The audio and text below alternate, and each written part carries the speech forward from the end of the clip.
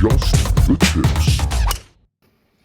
All right, everybody, it's Adam and Mike with Just the Tips, and happy holidays to you and yours. Happy holidays. Yeah, we're back, man. We're back into the north now. Yeah. So after 7 full days of 48 plus, I don't think we had any days that were sub 48, but we definitely didn't have any snow like they had up here in the Northeast on our Strantzgiving road trip. Yeah, we had everybody down there was kind of thinking that we brought the cold weather, but it wasn't too bad, and actually ended up having like 2 pretty nice days, to be honest. They were struggling back home. Yeah, just as it should, though. Our last day down there was the nicest. It was 64 and sunny with a light breeze, and you get the text. Light breeze. It was breezy at Bulls Bay, but like I said, but again, nothing like we have here back home. I came back thanks to Jamie and Maddie for shoveling. To the guys all up through the area. Sorry about sending those pictures of beautiful green grass, white sand dunes, and blue skies. Not fair. Yeah. It was a pretty epic trip, dude. And I don't want to say once in a lifetime because we got to do it again. But it was pretty epic. We had a great time. It's nice to be back though, sleeping in your own bed. Yeah. Although the Best Western is the highest bed of all time. I needed like a step stool to get into that bed. It was crazy, Yeah, it's a good thing you weren't drinking that night. Yeah, no kidding. Yep. But shout out to first off to our sponsors again, doing a nice job wrapping up. It was great last week. We got a chance to give away our 12 Days of Christmas prizes. Prizes. So special thanks to Tot Hill Farms, True Blue, and Caledonia, all helping us out, getting us the opportunity to give those giveaways, and then inviting us down to play too. So that was pretty good. Yeah, we had everybody was so great to us. Oof. We made some really great relationships. Oh, I was grabbing my bag tags. Caledonia, True Blue. They're like 2.5 pound plates, man. You're going to bring those in. Next time you have a PR, you just hang those on the end of the bar. Yeah, exactly, man. So, no, we made some great relationships with all the courses that we played. Tobacco Road was absolutely amazing.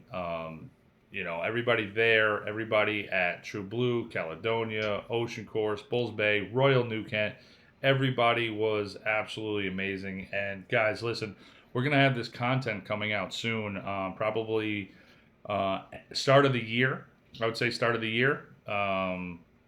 So make sure to check that stuff out. Make sure you like, you follow, you subscribe to not only our channel, but all of their pages as well. Because, listen, I'll tell you this, Adam. We had the camera down there. We had a nice camera taking pictures, and I don't think either one of us are confident enough with our photography skills. I think we looked at some of them and they're pretty good, but I see content put out by the pages themselves, and I'm just like, dude, I wish I got that picture of that hole. Like I don't even know how to get that picture. Oh, dude.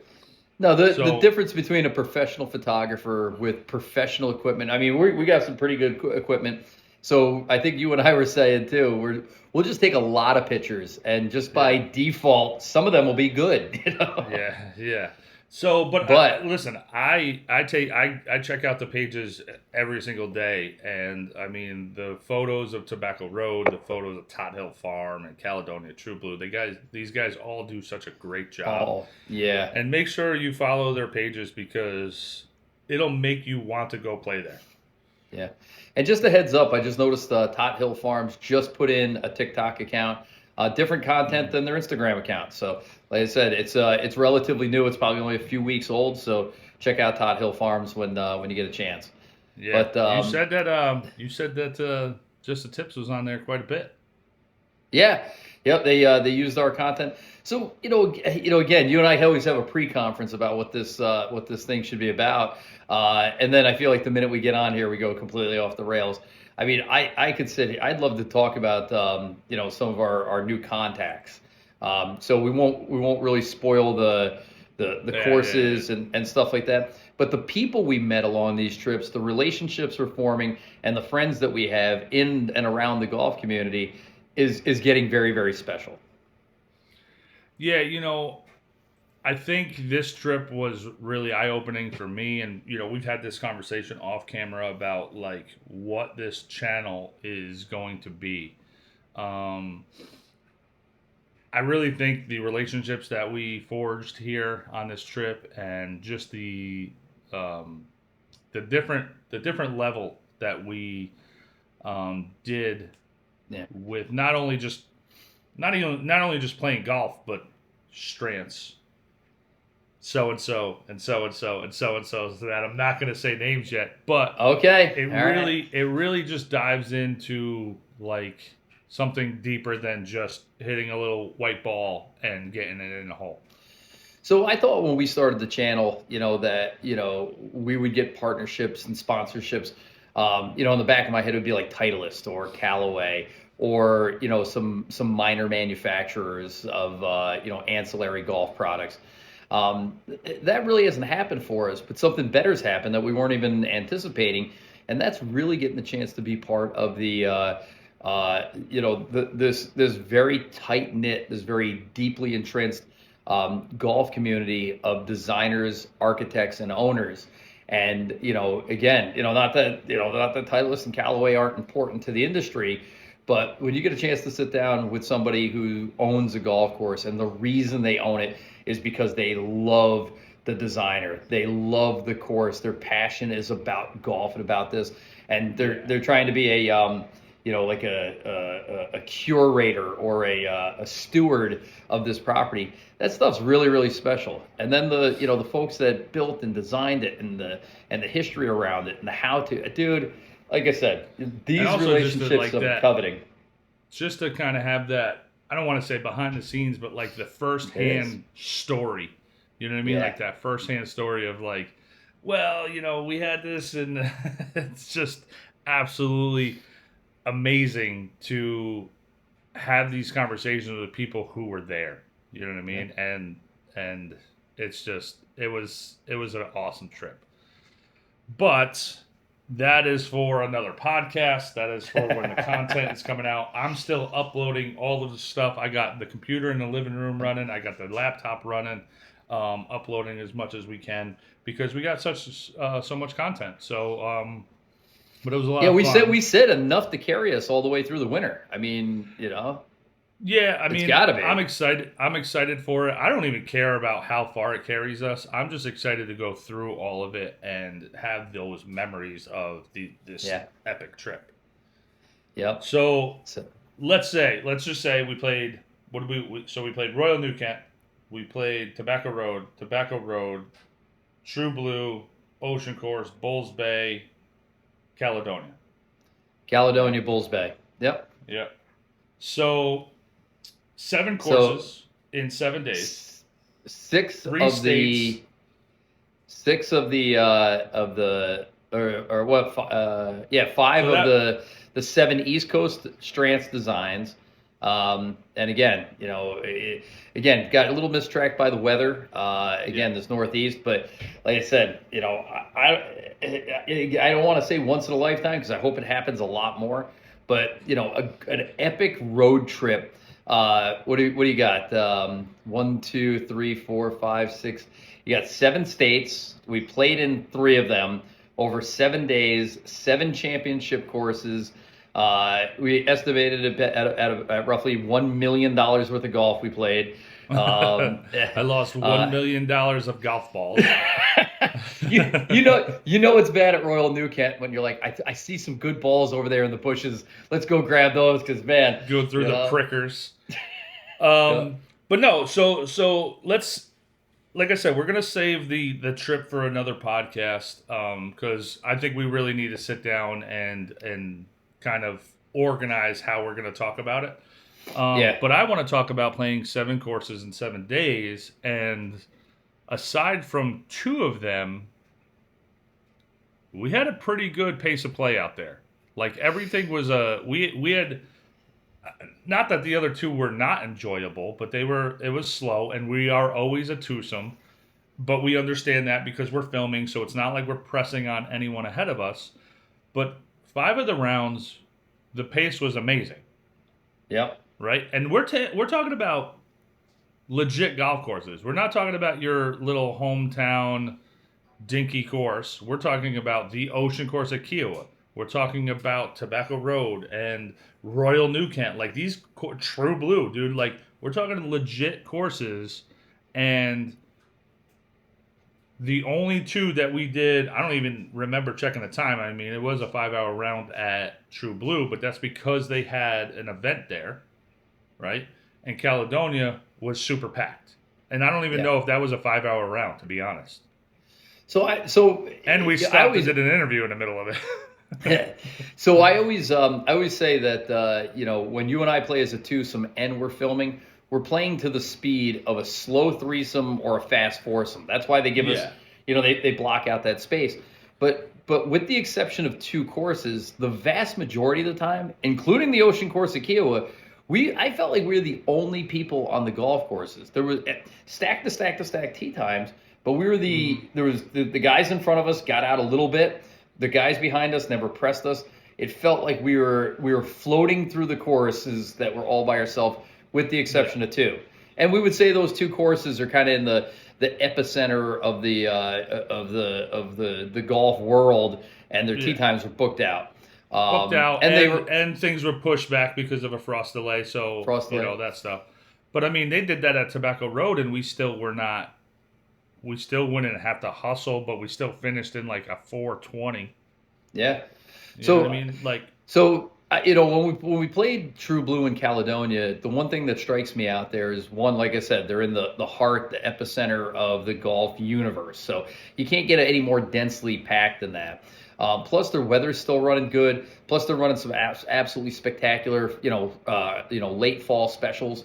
But what I didn't realize is that not only do you have the public play, but you have a significant amount of member play at both of those courses too. I mean, they're fortunate that way. We talked to a couple of the members, which was a really cool conversation. These guys were awesome guys. They were pretty funny when we were talking to them a little bit, but I mean, tons of member play as well. Yeah. So, when we're playing Tobacco Road, and I don't think there's any members there. It's destination golf. People come from all over the world to get 18 in on this place, and they book it out, months or, even a year in advance. And then they get there, and we noticed, right away, not everybody's the strongest golfer for such a incredible course. They want to see it. Right. But even then, like I said, they hustled around the course. They moved their butts.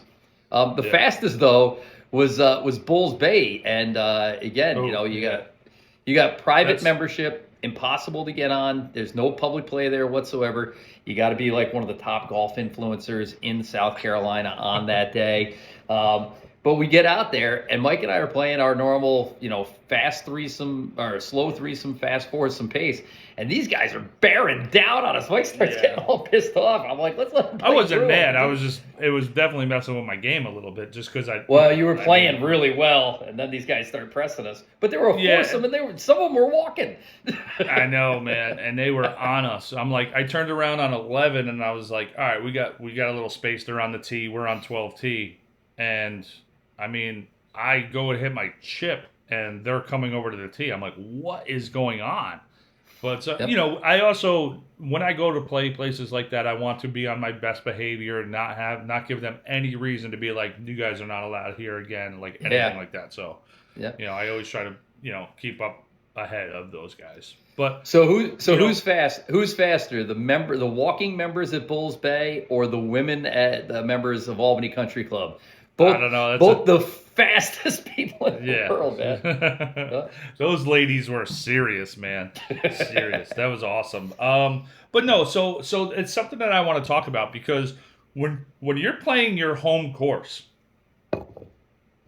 and you play it all the time, you play it 4 or 5 days a week, there is zero reason you should be doing anything over a 415, 420. Foursome, 18 holes. There's zero reason for it. Walking or riding. Walking, riding. Dude, I mean, especially if you're riding and it's not cart path only. So there's another thing with Caledonia True Blue. They have a few cart path only holes, so it could slow it up a little bit, right?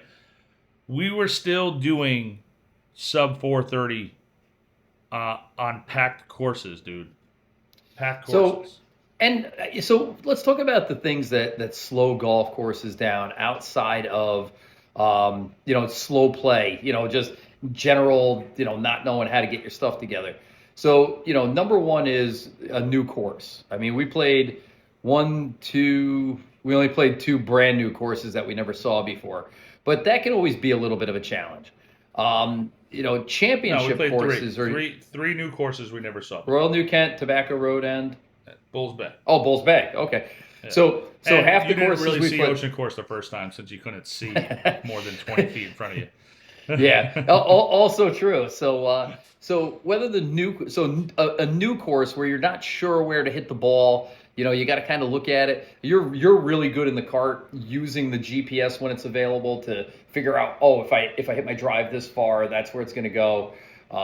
So those two things can slow a round down, right? Unique holes like number 11 at Tobacco Road. It's such an incredible hole. Yeah. That you're like, first off, you want to take it in, so you kind of slowing down a little bit. Two, it is a strategy hole, so you got to think about it a little bit. And three, once you screw it up, you got some real challenges along there. Those things can slow you down. But yet everybody on the course got around in 4 hours and 30 minutes and less. Less, yeah. And I think that's something that I want to say about, anyone being on their home course should not. You don't have any of those issues, right? So what's slowing you down? The only thing that's slowing you down is you, right? You and your playing partner. So let's talk about a few of the things that slow you down that are not those, right? So number one, not being ready when it's your turn, right? We talked about this, ready golf. Getting up to the tee, like fiddling around, taking, you don't have your head cover off. You're like, I didn't know it was my turn. Which to me is kind of weird. Like, listen, there's been plenty of times where it's me and you, and, obviously I win the hole, but I'm like, Adam, go ahead and hit because I want to get the camera. I want to get this shot or whatever like that. Yeah. Dude, just play ready golf when it comes to that. Obviously, if somebody just made an amazing birdie or whatever, you don't really want to step in front of a birdie. But if the guy who made the birdie was like, go ahead, I don't care, then go ahead. Yeah. Another thing, the thing that gets me that I see a lot on some of these courses is watching other guys hit, right? So you're out in the fairway, one guy's 20 yards over here, the other guy's 20 yards over here, but equal distance to the green. This guy sits in the cart watching the other guy hit. Yeah. And then they drive over to his ball. And then he sits there while the other guy hits. It's like you guys both could have just parked in the middle, right? Mm-hmm. And then one guy walks 10 yards that way, one guy walks 10 yards that way, and you don't have to sit there and watch each other. So I think that's really is the biggest thing, and whether you're walking or riding, whether it's cart paths or drive all over the course, it's the inefficiency from getting to where your ball is, to where your ball's going, to where the cart should be, or to where you're walking. A good example, is like you hit a drive into the middle of the fairway, and your partner hits it into the woods, and you drive over to yours in the middle, and you're both standing there while you're lining up your shot, and you hit it, and then you both go, and now you're looking in the woods, right? Yeah. Park the cart, right? Jump out, get your stuff. Let the guy take the cart to start looking in the woods for his ball now. You're only hitting a shot into the green. Do.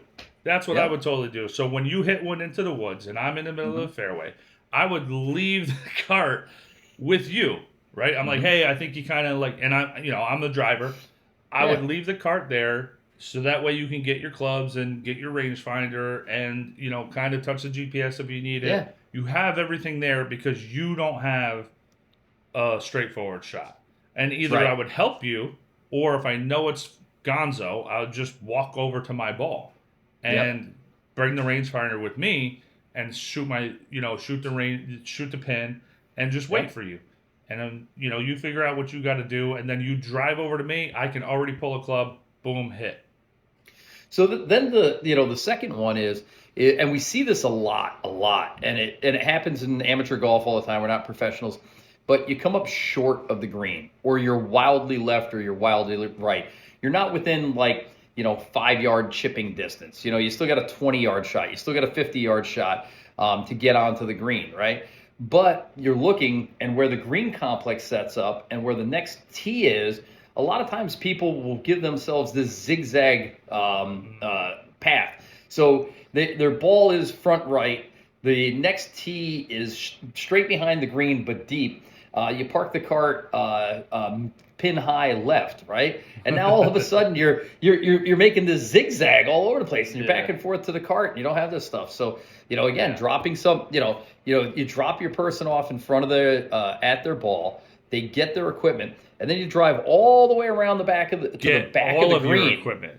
Yeah. Get all of your equipment. So grab your 2 wedges and your putter, right? Yep. Like don't just grab your wedge, because then your partner's just brought your putter all the way around the back. Now you gotta then when you chunk it, now you gotta go get another wedge, and then you gotta go get your putter. It's like, bring all your equipment. Listen, and this is, I think, my biggest thing is lazy people on a golf course playing a sport. You know what I mean? It's like, dude, it's okay to walk. Like, it's not going to kill you to freaking walk a little bit. Bring a couple clubs, and so for me, right? Like, we'll take number 9 at Bulls Bay. I don't spit out your coffee there. No, one of the most entertaining holes I've ever watched you play. Absolutely. So I hit my tee shot, or my second shot, and it was short, and it rolled back a little bit. And so I grabbed a couple clubs and my putter, and you took the cart all the way around. So then I'm there hitting my shots, and then when it's my turn, when I'm on the green, then I can just take all my stuff and bring it with me. And it's okay. Like, I walked from from where I was hitting my second shot from, we'll call it 140, right? Yeah. I walked all the way to the green with that. Yep. And it's okay. It's okay. You don't have to be in the cart. You don't have to be sitting there getting your money's worth sitting in the cart. You know what I mean? Like, I don't know. Maybe that's a thing. Maybe it's like, I need to get my money's worth in this thing. I don't know what it is. Maybe. But, that's something that I see is guys are in the cart a ton. So the other thing, too, is where you park the cart next to the green should be kind of where you're going to exit to. You kind of take a look, and again, I'm not taking hours to kind of go, oh, what's the direct shortest way? But when you approach a green complex, you can kind of get a feel for, there's the pin, there's my partner, there's my ball, there's the next tee. If I park the cart here, we're all going to have to walk there, walk all the way back, and then drive all the way over. Or if I drive the cart all the way over, my partner can hit, I can walk. The other thing, too, is sometimes you can get a better look at that behind the pin putt. So as you're walking up, you take a quick look from behind, you go to the front, you take a look, you put the ball, you walk off the green directly to the cart the way you came, So. And I think one of the bigger things too there, like to add in there, is if you park the cart between your current green and the next tee, and you can just leave your clubs on your way to the cart. Don't leave them in the opposite direction.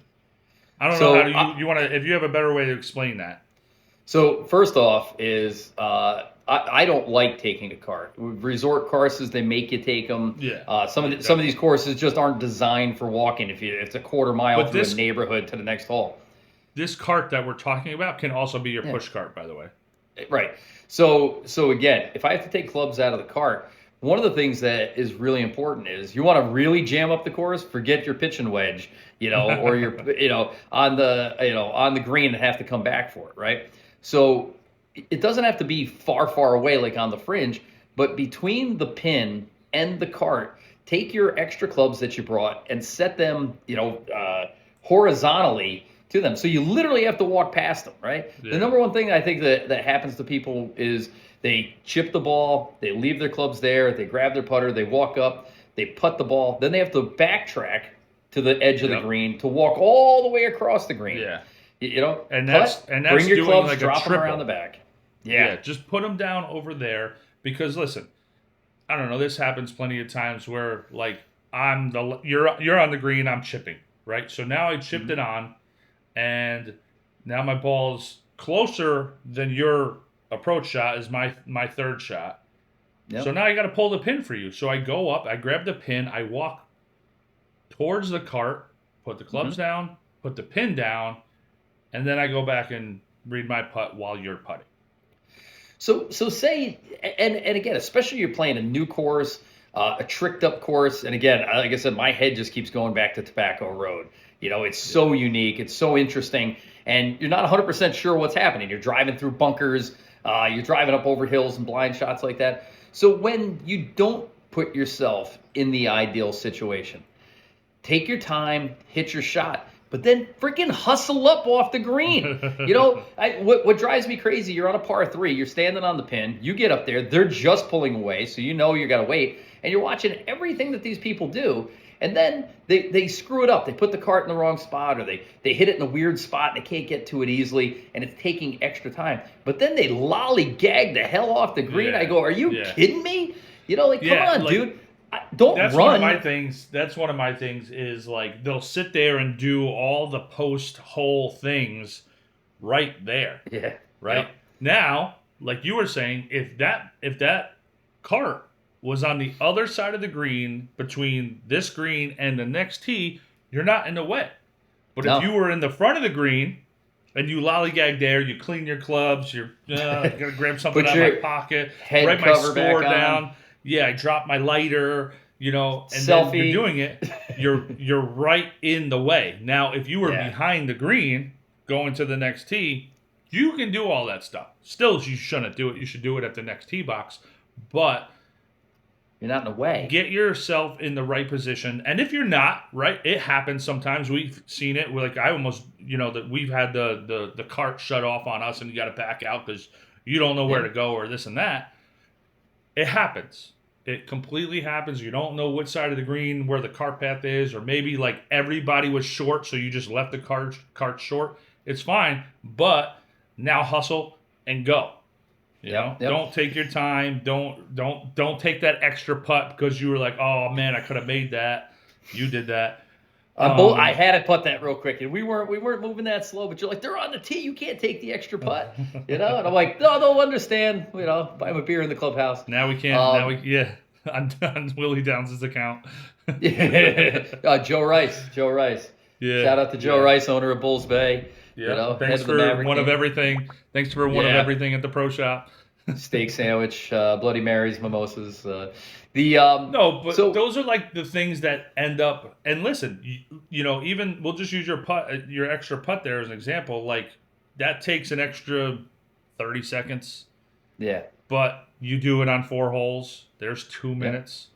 Somebody else does it on another hole. It's not the 30 seconds it takes to putt. It's to walk up, collect your ball, then walk back to the spot. I was on the fringe, drop the ball, line it up, putt it. You know, while the guys are waiting on the tee box is extraordinarily obnoxious. You know? You know, because they want to play, they want to get done. Especially these private courses, dude. They're on a mission. The one guy's like, they're hitting into the par 3. And he's like, what's the distance? He's like, I'm hitting 6-iron. I'll tell you what the distance is in a second. He just jacks the 6-iron up there. And the other guy, he's like, what is the odds? Play like 180 today. And the other 3 guys hit, you know, like, I'm like, they're flying, right? Yeah, man, these guys are not messing around. But again, they're playing a different type of golf, too. It was like they had an afternoon meeting they had to get to, and they were trying to squeeze in 18. There's nothing wrong with that. I'm not saying rush. I'm not saying rush your golf. Right, I think this is one of the biggest misconceptions where people, and we have a couple of videos about this, where people are like, well, I want to enjoy it. It's like, listen, you can enjoy it, but the people behind you also want to enjoy it, and they're not enjoying it waiting every single shot because you wanted to hit another one off the tee because whatever. Like, and I'm not saying rush the golf stuff. It's totally fine for you to stand over your ball, get your yardage, line yourself up, and then do your pre-shot routine. It's not okay to freaking lollygag in between shots or to stand there in your cart while your playing partner's hitting, and then you drive over to your car and he stands there while you're hitting. Like, you can both do this, and that saves.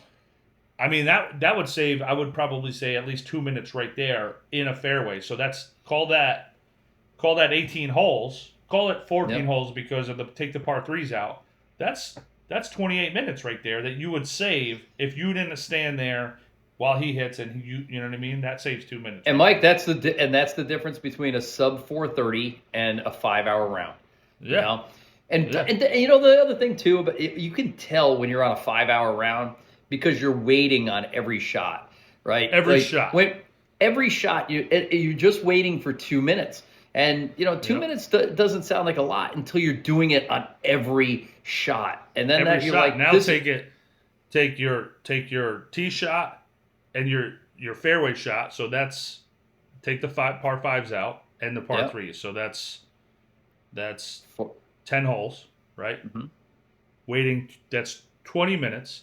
Then on the par fives, you're waiting, that's 6 minutes times 4, so that's 24. 24.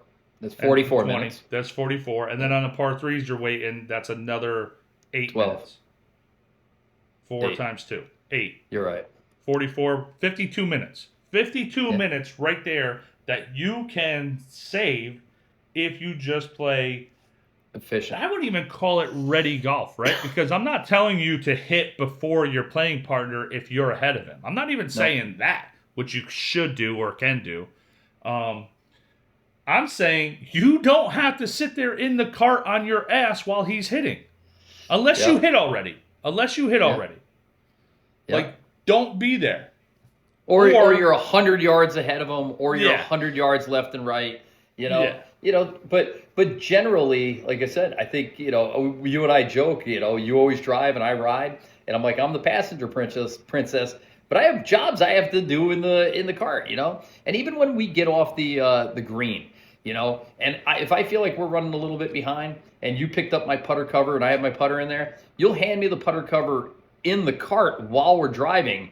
And then I'll put my cover on, and then when we stop on the next tee, I'll put my putter back with the cover on it now and drag it out. Instead of taking the, whatever it is, 45 seconds to stand behind there, put the thing on. It's just a matter of efficiency. That would be 20 seconds max. But if we can shave off 20 seconds of bullshit every hole, what's 20 seconds times 18? I think the other thing that's important to understand too is when you're playing efficient, you know, you're not rushing, but you're playing efficiently. When something does happen, when something does go awry or something special happens, you really don't mind taking a couple of minutes to do it. You know, say like the again, I keep going back to Tobacco Road, but the back tees on 14 are like this iconic space. It takes a couple of, you know, it takes a minute to hike up the top of this bluff, to look down on 13 green, to see the beautiful sign in the background, to overlook 14. Everybody and their mother is going to take a picture while they're up there, you know, a selfie up against the sign or whatever. But you don't feel bad taking an extra 2 minutes when you've been efficient all day. Same thing, like when you hit it in the woods and you're like, I want my full 3 minutes to look for this. That's fine if you've been efficient. But if you've been dragging your heels the whole time and you're taking pictures and you're taking 3 minutes to look for balls, it's just too much out there. You know, and to your point there is something that we should have talked about too was when you're waiting every shot, then you don't have that chance, right? You don't have that bank of minutes to spare, right? Yeah. And you know that it isn't because, they just had a bad hole on that last hole and that's why we're waiting. It's like, dude, if we're waiting every shot, it's you. It's not, and it might be your golf, but it's also you. And listen, we played with bad golfers. I've played with bad golfers. It doesn't matter how bad you are as long as you pick the pace up or pick your ball up or, you know, just take the drop real quick and punch one out, something like that. But if you're waiting every single shot, it's not because you had a bad hole. It's not. It's because you're inefficient in between all your bad shots, right? Yep. Dude, there was one time, we were at True Blue, number 6. I was trying to punch it through the trees, and Mm-hmm. I didn't hit it at all. Hits the tree, drops straight down. But it's 30 yards up from where I was. So you were going to your ball. I Assuming still you were have going to this, hit a great Zach Radford punch shot. yeah, which I knew I wasn't, but now I have that same club, but I'm like 140 out. I'm 30 yards closer than what I was going to do. I still hit that same club because whatever. Like I wasn't going to wait for you to hit, drive back over to me, pull a club, shoot yardages. I just punched it out with like a little punch shot, and I actually got to the green, which was awesome. But It's a nice shot. you know, like it's okay to. I mean, I know it's messing with your golf a little bit, but if people are behind you waiting on you to suck at golf, you're ruining it for them. And we've talked about this. Every course. every group behind you. So listen, I'd like to get your opinion on this because you and I played Tobacco Road 2 days in a row, and the second day we were there, we got a chance to watch a couple of foursomes tee off ahead of us, and like I told you, I was just stunned that people come to this course, they pony up the big dollars to play, and they might not be that good of a golfer. And then there was one guy, we're like, dude, this guy's got like a flannel hoodie on. He's got no golf swing. He's got a set of top flight clubs. Literally, the round of golf cost more than his entire bag of golf clubs. My question for you is should that guy be on that course on a full tee time day? When I worked at Ocean, we ran into that issue quite a bit. Like some of these guys should not be playing on this course. I think now, obviously, you had caddies that were kind of like your what'd you call it, like a something ranger. Called it. I don't remember. But you called it like we were Space basically. Ranger. No, we were also like marshals. You know what I mean? Like we had Oh, to keep up yeah. pace of play. And Tobacco Road didn't have that, but I think it would be the responsibility of the playing partners to be like, hey, Timmy, you want to come play Tobacco Road with us? We got an extra spot. But listen, man, you got to keep up pace of play. If you're out of the hole, triple bogey max, like something like that, just pick it up. You know what I mean? Or so that's what I was going to get at was that dude. You and I were, after seeing it off the first tee, we go, oh my god, like what's this dude even doing out here? And again, but it is one of those courses that you need to just go play. Yeah. So, but then we never saw him all day. So compliments to hit either him where he's like, hey, I'm out here to hit a couple of shots, have fun with my buddies, take in this beautiful area, or kudos to his guys going, all right, buddy, that's enough. Or, hey, come drop up by me, You're not going to let the guy take a 14 on every hole or get stuck in one of those waste bunkers for the rest of his life, Yeah. I mean, it would be funny to just let him do it once. It'd be pretty funny. You're right. Like this is where you say, hey, listen, come drop up by me. We know you're not like a golfer. We know we understand you want to come out here and enjoy it. And listen, hacking out of the woods is not enjoyable. Hacking out of one of these waste areas 10 times is not enjoyable. Come up here, drop in the fairway, and bump one up there. Yep. Now, the other thing about, again, this was our Strantzgiving. So you can't get away without talking about Strantz and his designs. But I think that is one of the cool things. Like, Tobacco Road was like, it wasn't men's tees and women's tees. Royal New Kent wasn't men's tees and women's tees. It was Royal New Kent 7,400 yards from the tip, 2,400 yards from the front. There's a tee box there for everybody. If you have if you can check your ego at the door and go, my buddies are playing 3 tee boxes back there, but I'm going to play up here because it's going to be fun. That's definitely something that when you go to play a new course or a big boy course or just any of these other types of courses, resort courses even, you know what I mean? Yeah. And you don't know them, check your ego, step it up a little bit, check, if people don't know about slope ratings and things like that, do your homework. Talk to the starter, dude. Talk to the guys in the pro shop. They'll steer you right. Well, the starters are always going to make you move up. They're always going to make you move up because they don't want you out there forever either because they got to go home. But listen, check your ego at the door because I know that when I play a new course, my depth perception is off. Like sometimes I'm like, dude, is that tree reachable? Is that bunker on this side of the fairway? Is it on that side of the fairway? I don't know. Yeah. So it's okay, guys. Like you don't have to be the tough guy and play the tips and shoot 100. Like nobody cares. Like when I caddied, people wanted to play the tips all the time. We were like, no. We would just walk past the back tees. Like we would see the guys. We got our bags. We'd see them on the range. We'd be like, all right, this guy's, he can hit the ball, but he's definitely slicing it. Or this guy isn't very far. Or these guys are out here just to have fun. We'd take the bags. We'd walk straight to the tees that we thought that they should be playing. And they would be like, well, should we play these? And we would just ignore them, and we would just keep walking. So again, to their credit, they hustled them, their buddy along there, and I'm sure they had a great day. I mean, everybody who came off those courses, sat in the back porches and was having a great day. Yeah, so we met some cool guys there. Yeah, yeah. But dude, it was an incredible. The other thing I wanted to mention, about a Strantz course specifically. And we talked about this, and we got a little inside information. We won't tell you from who, but you said it at 13 at Tobacco Road, and you're like, we're up on these, one from the back tees, and we have this grand view and this downhill sloping, all this stuff going on, right? And then we get down, and we're just driving past, and you go, take a look at what the forward tees have to deal with, and the whole visually looks completely different, but also extremely challenging. All of a sudden there's this. My new favorite word next to Redan is flash bunker. Flash bunker that from the top tees isn't in play whatsoever. You don't even see it. I don't even think I noticed it at all. But from the bottom tees, looks like a 10-foot wall of sand in front of your tee shot. And if you are playing the front tees, even though you just cut this hole in half, this is now a new challenging obstacle for you that is visually daunting. It's just good design that allows everybody to play.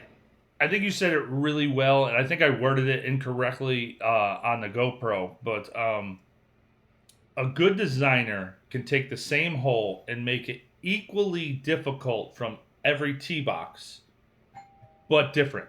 Like it's uniquely difficult from each tee box, where you were saying something about, the different angles and the different views and things like that. And it was really good.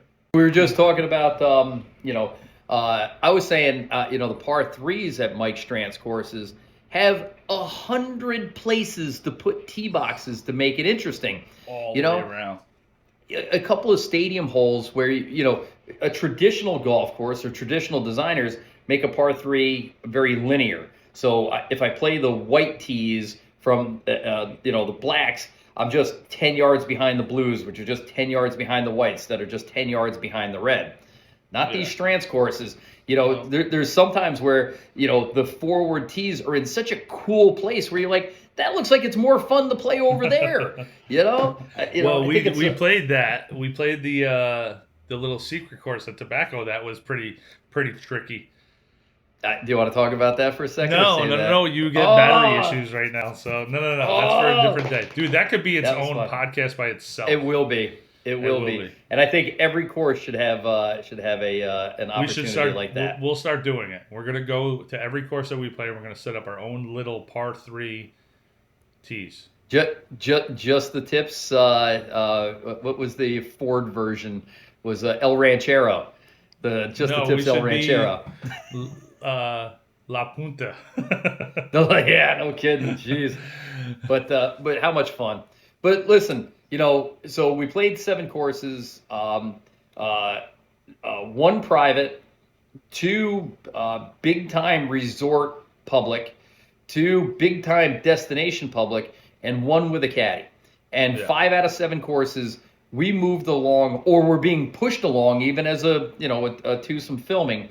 But 2 courses was like, wow, it's slow out here, Yeah. So again, I think taking the time to remind folks, just because it's December, if you're allowed to play golf, play efficiently, be respectful of the people behind you, take the time that you need to hit the shot, but then hustle up and be efficient. Yeah, and I think it just makes for a better, enjoyable experience for every single person. That's really what we want to get the message out about.